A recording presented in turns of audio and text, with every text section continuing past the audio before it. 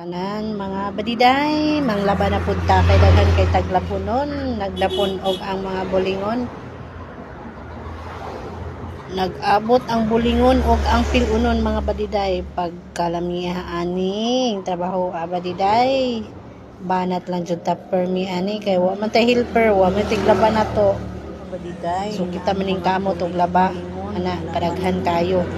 Dahil mitras ng laba ta, toyok sa washing, mang limpyo na santa sa panimalay na to. Limpyohan na to tong balay kay para makuha-kuhaan po ang mga buling, mga abog.